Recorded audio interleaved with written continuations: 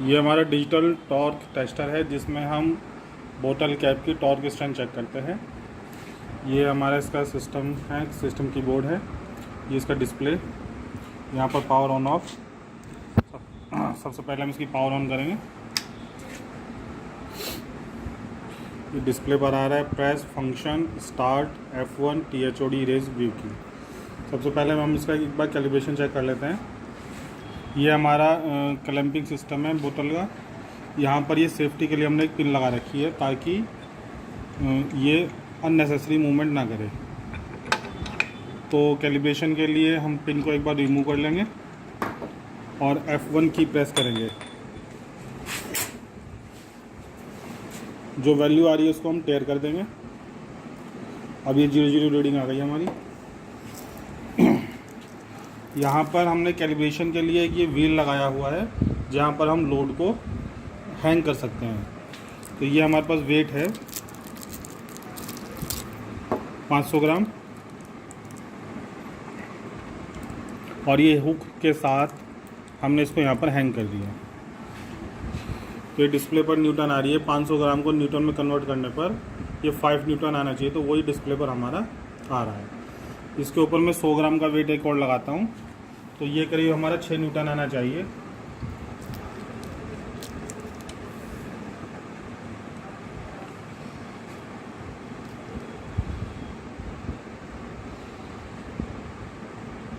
ये हमारा आ रहा है 6 न्यूटन। तो यानी कि मशीन हमारी कैलिब्रेटेड है। आप एस्केप कीजिए, ये एंटर कर लीजिए, आप बाहर आ जाएंगे।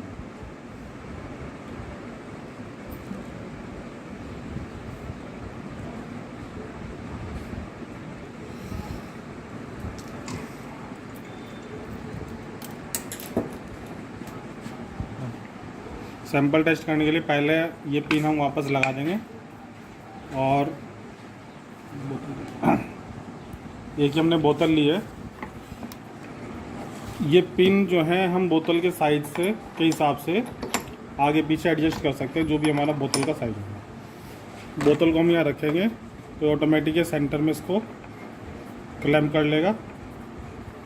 बहुत ज़्यादा भी टाइट नहीं होनी चाहिए, लूज़ भी होनी चाहिए। और टेस्ट करने के लिए हम पहले स्टार्ट की प्रेस करेंगे। मॉनिटर आएगा, यहाँ पर 0 रीडिंग है और हाथ से कैप को हम एंटी क्लॉकवाइज डायरेक्शन में घुमाएंगे।